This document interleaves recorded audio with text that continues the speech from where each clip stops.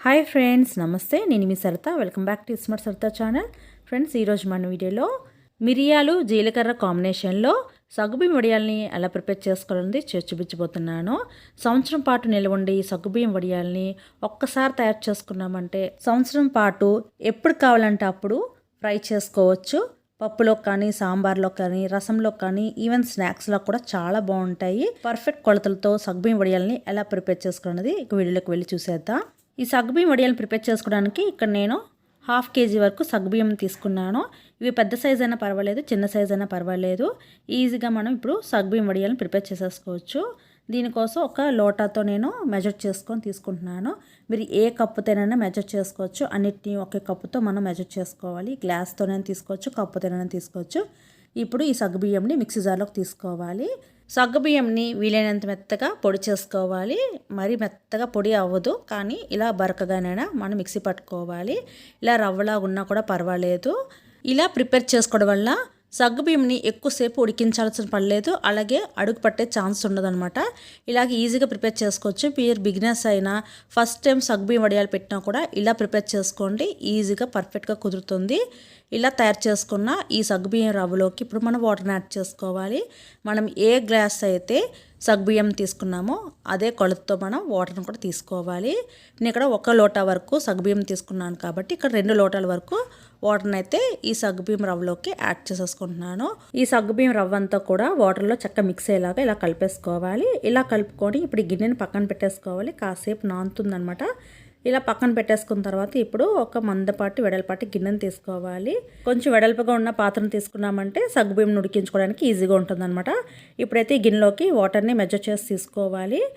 నేను ఇక్కడ 1 లోటా వరకు సగ్గుబియ్యం తీసుకున్నాను కాబట్టి మొత్తంగా 8 లోటాల వరకు వాటర్ని అయితే తీసుకోవాలి. ఆల్రెడీ 2 లోటాల వాటర్ని మనం సగ్గుబియ్యం రవ్వలో యాడ్ చేసుకున్నాం కాబట్టి ఇప్పుడు ఇందులోకి 6 లోటాల వరకు వాటర్ని అయితే తీసుకోవాలి. ఇదైతే పర్ఫెక్ట్గా సరిపోతుంది. ఇప్పుడు ఈ వాటర్ని స్టవ్ పైన పెట్టుకొని మరిగించుకోవాలి. ఇప్పుడు వాటర్ బాయిల్ అవడం స్టార్ట్ అయింది కాబట్టి ఇప్పుడు ఇందులోకి రుచికి తగినంత సాల్ట్ని యాడ్ చేసుకోవాలి. సాల్ట్ అనేది కొంచెం తక్కువగా యాడ్ చేసుకుంటేనే వడియాల టేస్ట్ అనేది బాగుంటుంది. ఇప్పుడు ఇందులోకి 2 టీ స్పూన్స్ వరకు నేను ఇక్కడ జీలకర్రని యాడ్ చేసుకుంటున్నాను. ఇప్పుడు కాస్త మరిగిన తర్వాత ఇప్పుడు ఇందులోకి కారం కోసం కచ్చాపచ్చగా దంచుకున్న మిరియాల పొడి అయితే యాడ్ చేసుకోవాలి. ఇక్కడ 2 టీ స్పూన్స్ వరకు మిరియాల పొడి అయితే యాడ్ చేసుకున్నాను. ఇది పర్ఫెక్ట్గా సరిపోతుంది. ఇప్పుడైతే ఒకసారి అంతా చక్కగా కలిపేసుకోవాలి. జీలకర్ర అలాగే మిరియాల ఫ్లేవర్ అంతా కూడా ఈ వాటర్లోకి దిగేలాగా మరిగించుకోవాలి. ఇలా వాటర్ అనేది చక్కగా బాయిలింగ్ అవటం స్టార్ట్ అయింది కదా. ఇలా మరిగించుకున్న తర్వాత ఇప్పుడు ఇందులోకి ముందుగా నానబెట్టి ఉంచుకున్న సగ్గుబియ్యంని యాడ్ చేసేసుకోవాలి. సగ్గుబియ్యంని వాటర్లో యాడ్ చేసుకున్న తర్వాత స్టవ్ అనేది సిమ్లో పెట్టేసుకోవాలి. ఇప్పుడు కలుపుతూ ఉండాలన్నమాట. ఎక్కడా కూడా అడుగు పట్టకుండా చక్కగా ఇలా కలుపుకుంటూ ఉండాలన్నమాట. సగ్గుబియ్యం కాస్త ట్రాన్స్పరెంట్గా మారడం స్టార్ట్ అవుతుంది. కలపడం మానేసామంటే అడుగు పట్టే ఛాన్స్ ఉంటుందన్నమాట. ఇలాగ సిమ్లో పెట్టుకొని ఒక 10 నిమిషాల పాటు ఉడికించుకున్నామంటే చక్కగా ఉడికిపోతుందన్నమాట. చూసారా, సగ్గుబియ్యం ట్రాన్స్పరెంట్గా మారింది. ఇంకొంచెం ఉడికించుకుంటే సరిపోతుంది.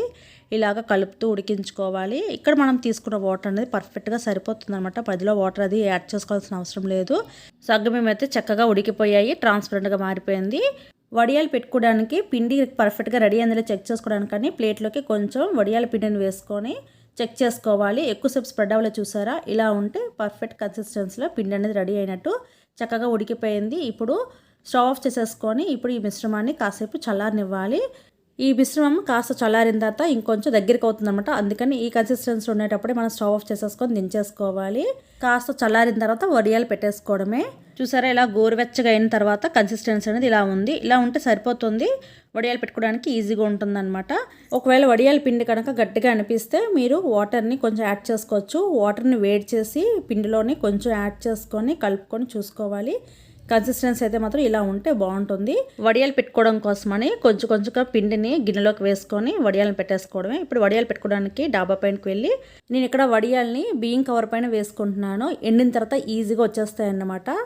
అందుకని ఇలా బియ్యం కవర్ పైన వేసుకుంటున్నాను. మీకు వడియాల కవర్ కూడా దొరుకుతుంది, అదైనా యూజ్ చేసుకోవచ్చు. ఇప్పుడైతే కొంచెం కొంచెంగా పిండిని తీసుకొని ఇలాగా వడియాలాగా వేసుకోవడం. మనకు నచ్చిన సైజులో షేప్లో వేసేసుకోవచ్చు.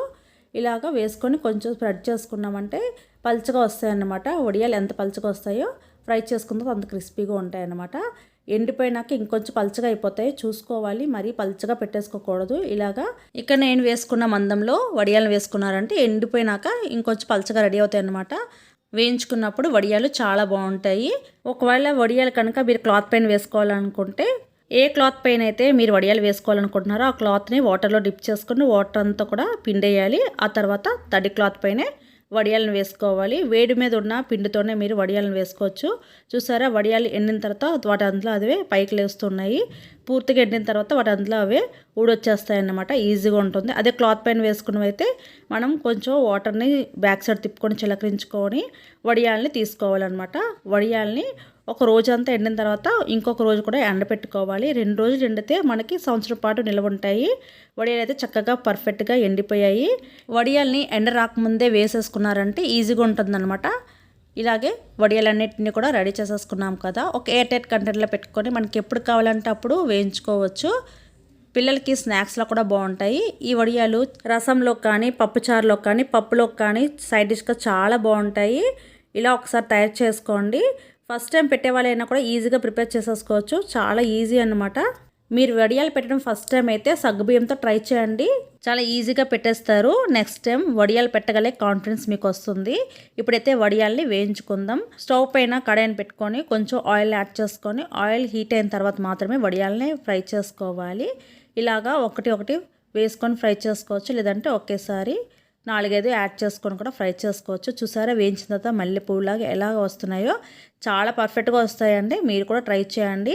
చాలామంది సగ్గుబియ్యం వడియాల్లో పచ్చిమిర్చిని యాడ్ చేస్తుంటారు. మేమైతే మిరియాలని యాడ్ చేస్తాము. చాలా బాగుంటాయి. దేంట్లోకైనా సైడ్ డిష్గా చాలా బాగుంటాయి. ఒకసారి మీరు కూడా ట్రై చేయండి. ఈ వడియాలు వేయించేటప్పుడు ఆయిల్ కూడా ఎక్కువగా పీల్చుకోవు. అలాగే క్రిస్పీగా చాలా బాగుంటాయి.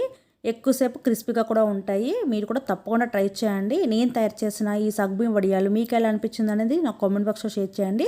మరిన్ని టేస్టీ అండ్ హెల్దీ రెసిపీస్ కోసం నా ఛానల్ని వాచ్ చేస్తుండండి. మరొక మంచి వీడియోతో మళ్ళీ కలుసుకుందాం. Till then thanks for watching this video and bye.